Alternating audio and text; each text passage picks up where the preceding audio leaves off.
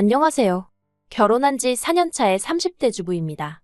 사실 이렇게 익명으로 제 이야기를 남에게 해본 적이 없다 보니 어떻게 시작해야 할지 모르겠는데 두서가 없더라도 들어주세요. 제가 이렇게 오늘 이야기를 하기로 결심하게 된 건 염치 없이 뻔뻔한 시댁 식구들과 남편 때문입니다. 사람이 아프면 눈에 뵈는 게 없을 수는 있지만 그래도 정도가 있어야 할 것 아닌가요? 특히 남편이란 작자는 어디서 기억상실에 걸리는 약이라도 먹었는지 자기가 저한테 했던 건 생각도 못하고 헛소리나 찍찍해대는데 정말 마음 같아선 그 입을 찢어버렸으면 좋겠더군요. 남편과는 지인의 소개로 만났는데 당시 저는 프리랜서 작가로 일하고 있었고 남편은 중견기업을 다니는 직장인이었어요. 사실 돌이켜보면 성격이 잘 맞는 건 아니었는데 다행이라고 해야 할지 둘 다 취미가 영화 보기로 통하는 부분이 있었거든요. 그래서 생각보다 금방 가까워졌고 이후로도 별다른 문제 없이 무탈하게 만남을 이어갔습니다. 어느 다른 연인들처럼 다투는 일도 물론 있기야 했지만 연애라는 게 어느 정도는 서로 맞춰주는 거라 생각해서 크게 문제라곤 생각치 않았고요. 아무튼 그렇게 2년 정도 만났을 때 시댁에서 먼저 저희의 교제 사실을 알게 되었고 결혼 생각이 있으면 아버님이 퇴직하기 전에 했으면 좋겠다고 하시대요. 소위 그간 뿌린 축의금 수거를 하셔야 한다고요. 그래서 솔직히 부끄러운 이야기지만 얼떨결에 식을 올렸습니다. 결혼 당시 저는 2억 대출 낀 5억짜리 아파트를 소유하고 있었고 남편은 현찰로 1억과 7년 된 외제차 한 대를 가지고 있었어요. 외에 따로 양가로부터 도움을 받진 않았는데 별다른 이유가 있어서 그랬던 것은 아니고 당시만 하더라도 제 소유의 아파트에서 남편이 가져오는 돈으로 혼수를 해넣으면 충분하겠다 싶었거든요. 그리고 월급은 저나 남편이나 한 달에 400 중반으로 비슷했습니다. 물론 저는 프리랜서다 보니 어느 정도 등락이 있긴 했지만 1년을 놓고 평균을 내보면 400 중반보다 많으면 많았지 적진 않았네요. 정말 일이 몰리는 달에는 7, 800씩도 벌어봤으니까요.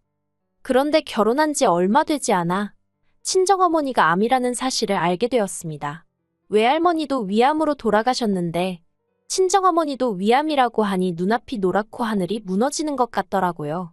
그래서 그때부터 일주일에 3번씩 왕복 3시간 거리를 왔다 갔다 하며 친정어머니의 병간호를 시작했어요. 물론 혼자 한 것은 아니고 친정아버지도 계셨고 간병인도 고용했지만요. 그리고 이제 와서 말이지만 사실 친정어머니를 서울 제 집으로 모셔오려고 했는데 남편에게 살짝 운을 띄우니 그건 자기가 너무 불편하다고 난색을 표하더라고요. 그래서 그때 말은 안 했지만 남편에게 무척 서운했어요. 저는 그때만 하더라도 시부모님도 부모님이라고 생각하고 한 달에 용돈도 50만 원씩 드리고 특히 어머님은 평소에 딸 있는 친구분들을 무척 부러워하시길래 제가 딸처럼 어머님을 모시고 쇼핑도 가고 스파도 다니고 나름대로 잘해보려고 노력하던 때였으니까요. 하지만 남편이 저한테 그렇게 하라고 언제 시킨 것도 아니고 제가 좋아서 했던 일이니 그걸 따지고 들긴 좀 그렇더라고요. 그래서 그래, 앞으로 나도 남편이 우리 친정부모님께 하는 만큼만 시댁에 하자 그렇게 생각하게 되었습니다. 그런데 남편의 실망스러운 태도는 그뿐만이 아니었습니다. 남편은 친정어머니에게 들어가는 돈 가지고도 이러쿵저러쿵 말이 많았거든요.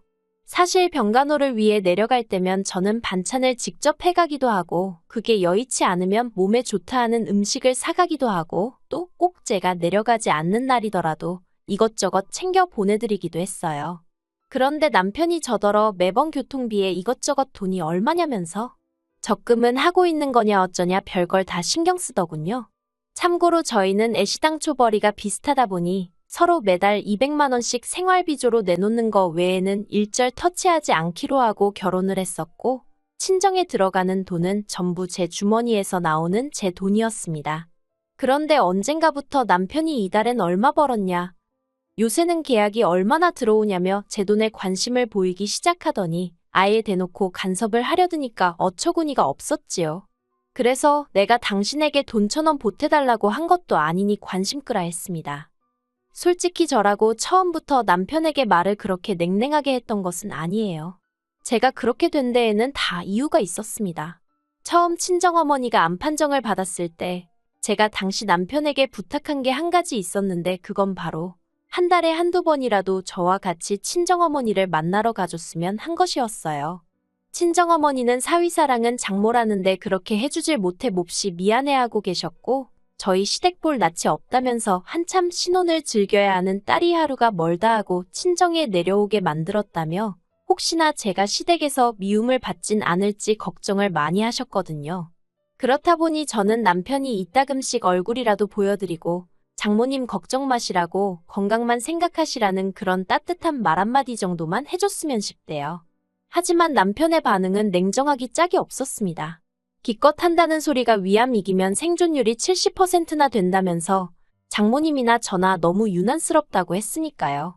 그리고 그 말 한마디에 솔직히 오만정이 다 떨어져서 내가 왜 결혼을 해가지고 이런 마음고생을 하나 그런 생각이 들대요.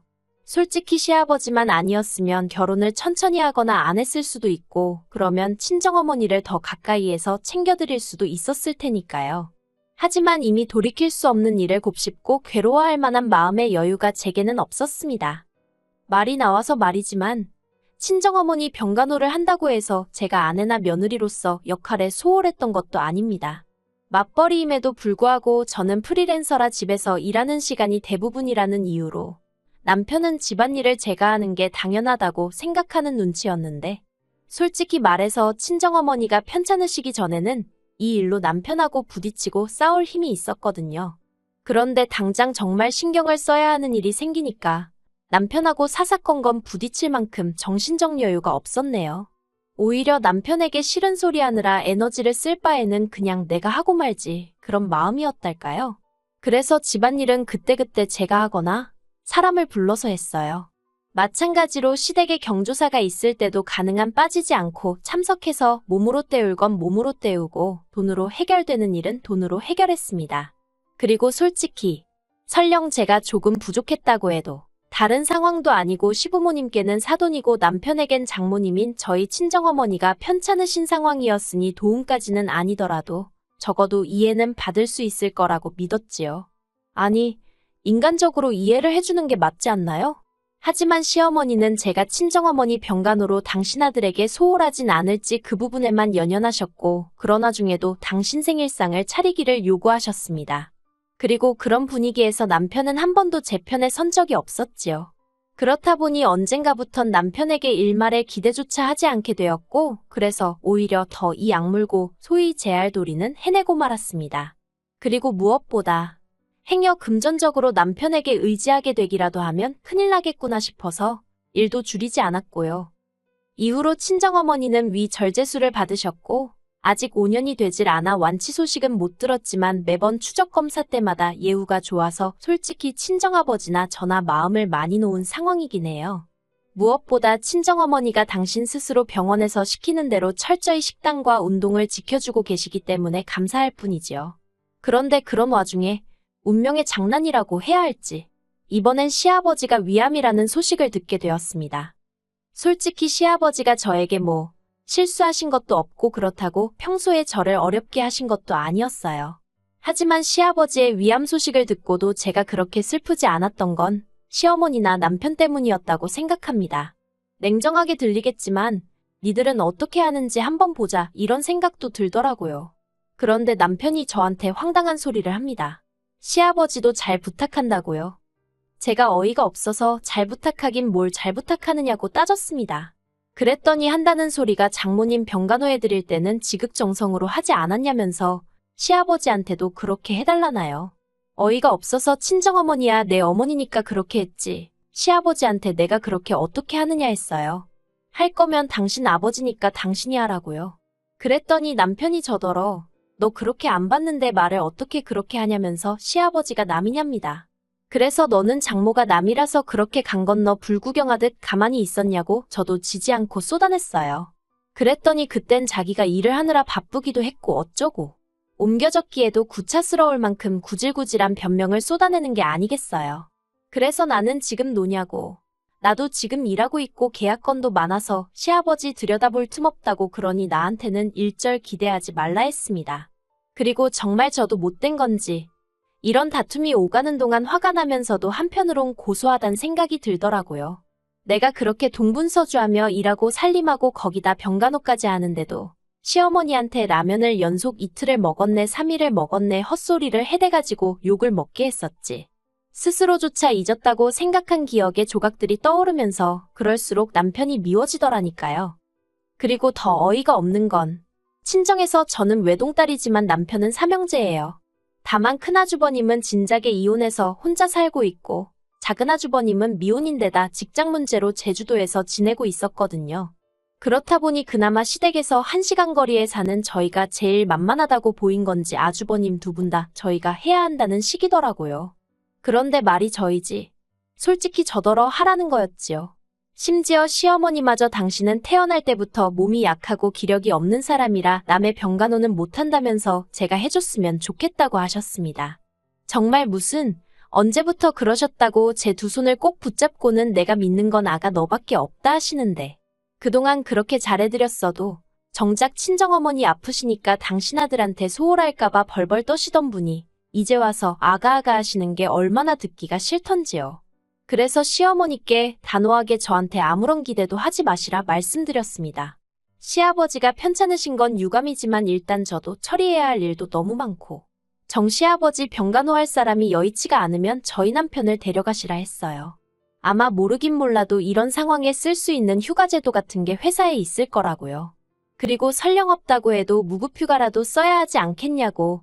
남도 아니고 아버지가 아프신데 그렇지요 어머님 했더니 어머님이 아들들은 야무지지가 못해서 믿고 맡기기가 어렵다나요. 하지만 저는 조금도 굽히지 않았습니다. 그러면 뭐 간병인을 쓰셔야겠네요. 그러자 시어머니는 또 하시는 말씀이 아무리 그래도 그렇지 어떻게 시아버지를 남의 손에 맡기느냐고. 솔직히 집안에 누군가 아프면 배우자가 간호를 하거나 그 다음이 자식들이지 않나요. 그런데 어째서 저희 시댁은 다 건너뛰고 저한테 의지를 하려는 건지 도통 알 수가 없대요. 그리고 저한테 유난히니 어쩌니 하던 사람들이 그때 제가 하는 걸 보니 참으로 지극정성이더라. 정말 대단하더라. 가증스러워서 견딜 수가 없었어요. 그런데 아주버님들은 제쳐두고 시어머니나 남편이란 사람들이 하는 짓은 나날이 정말 가관도 아니었습니다. 일단 시어머니는 하루가 멀다 하고 앓는 소리 죽는 소리를 하시면서 전화를 해오셔서는 머리가 아프고 손목이 어떻고 시아버지가 저만 찾는다는 거짓말을 늘어놓으셨지요. 남편은요. 자기가 밥을 안 먹으면 제가 뭐 크게 놀라기라도 할 줄 알았나 봐요. 식탁 위에 밥을 차려주는데도 본체만 채하곤 컵라면에 물 받아서 안방으로 향하는 거예요. 어이가 없어서 컵라면을 왜 안방에서 먹냐고. 먹을 거면 창고방에 가서 먹으라고 소리를 질렀습니다. 참고로 집이 아무래도 제 명이고 솔직히 남편은 말이 좋아 1억이지 그 1억을 다 혼수에 쓴 것도 아니다 보니 집에 관해서는 제 목소리가 더 컸어요. 그러니까 뭐 안 먹네 어쩌네 난리를 치길래 먹지 말라고 또 소리를 질러버렸지요. 그리고는 이튿날부턴 아예 저녁을 안 차려주기 시작했더니 며칠 지나니까 지가 냉장고에서 이것저것 꺼내 먹더라고요. 웃기지도 않아서. 하지만 저를 정말 기함하게 한 건 남편과 크게 다투고 얼마 지나지 않아 있었던 일이었습니다. 아주버님 두 분은 막말로 시아버지가 어떻게 되든 말든 관심도 없는 건지 가타부타 말도 없고 오로지 시어머니하고 남편만 안달복달 난리가 난 상황이었거든요. 그리고 알고 보니 남편 회사는 가족을 위해서 그렇게 쓸 수 있는 휴가도 없고 무급휴가도 안 된다대요. 그렇다 보니 이건 뭐 빼도 박도 못하고 시어머니가 병간호를 하셔야 하는 상황이 된 거예요. 그리고 남편은 이런 이야기를 저에게 전하면서 이제 정말 도와줘야 하지 않겠냐고 언제까지 화풀이를 할 거냐면서 저를 또 자극했습니다. 화풀이라. 솔직히 말해서 친정어머니의 예우가 좋았으니 다행이지 돌아가시기라도 했다면 저는 평생 남편을 용서하지 못했을 거예요. 이렇게 남편하고 살고 있지도 않았겠지요. 그런데 남편은 어쨌든 장모님은 이제 멀쩡하시지 않냐 그리고 그때는 나도 뭐 사정이 있었다는 말 같지도 않은 소리를 하면서 저더러 서운했다면 자기가 미안하답니다. 그런데 세상 일이라는 게 미안하단 말 한마디로 해결이 되는 일이 있고 아닌 일이 있잖아요. 저에게 친정어머니에 관한 일은 후자였습니다. 남편이 아무리 저에게 미안하다고 해도 그 응어리가 풀어질 것 같지 않았어요. 그런데 지나가는 말처럼 몇 번 그것도 솔직히 그 음흉한 속내를 제가 아는데 이제 그만 화풀이를 하라니 제가 화가 더 나면 더 났지 풀어질 리가 없었지요. 그랬더니 남편이 급기야는 저더러 그럼 간병인 쓰게 돈이라도 달래요. 어이가 없어서 당신 그동안 번 돈은 뭐 했는데 나한테 돈까지 내놓으라고 그러냐고 물었습니다. 그랬더니 저더러 자기 돈이 있고 없고를 떠나서 저더러 그럼 며느리 도리는 아예 안 하겠다는 거냐고 오히려 화를 내는 게 아니겠어요. 그리고 저도 더는 참을 수가 없어서 너는 그 잘난 사위 노릇했냐니까. 이미 지나간 일로 시비 좀 그만 걸라나요? 지금은 일단 아프신 시아버지한테 집중을 하자면서 시아버지만 괜찮아지시면 그때 다시 이야기하자고요. 말 같지도 않아서 제가 나랑 이렇게 힘겨루기 하는 사이에 차라리 내려가서 아들 노릇이나 하라고 했습니다. 그러다 시아버지 돌아가시고 후회하지 말라고요. 그런데 웃긴 건 그러면서도 남편은 곧 죽어도 안 내려가대요. 시어머니는 시어머니대로 시아버지가 위암 3기라며 돈은 돈대로 쓰고 낫지도 못하면 어떡하느냐고 간병인도 안 쓰시고 계시고요. 솔직히 시아버지만 놓고 보자면 참 안 됐다 싶어요. 무슨 가족이란 사람들이 저렇게 이기적인가 싶고. 그렇지만 뭐 가정교육이 그따위로 되어서 그런 거니 누굴 탓하겠어요? 그리고 저는 남편하고 이혼하기로 했습니다. 남편이 간병인비를 달라고 했댔잖아요. 그거 못 준다고 하니까 그럼 이혼하고 위자료 받아내겠답니다. 그래서 마음대로 해보라고 했어요. 결혼 생활 4년 동안 자기가 재산 형성에 기여를 하면 얼마나 했다고 웃기지도 않아서 소송 건다길래 마음대로 하라 했습니다. 이러다가 오히려 제가 위자료라도 몇 푼 받게 되면 땡큐니까요. 제가 오랜 세월을 산 건 아니지만 인간 같지 않은 인간들이 세상에 참으로 많은 것 같아요. 그런 사람을 걸러낼 수 있는 안목이 진작에 있었다면 이런 결혼 생활도 겪지 않았을 텐데. 그 점이 참으로 아쉬울 뿐입니다. 하지만 인생은 배움의 연속아니겠어요? 이렇게 또 삶의 지혜라고 할지 교훈을 하나 배운다 생각해야겠지요. 참, 남편은 집에서 나갔고요. 혼수 가지고 와도 유세를 떨길래 다 들고 꺼지라고 용달차 불러줬네요. 그거 어디 넣을 집이나 있는지는 모르겠지만 뭐 정 안 되면 아버님 병실에라도 우겨 넣던지 알아서 하겠지요, 뭐.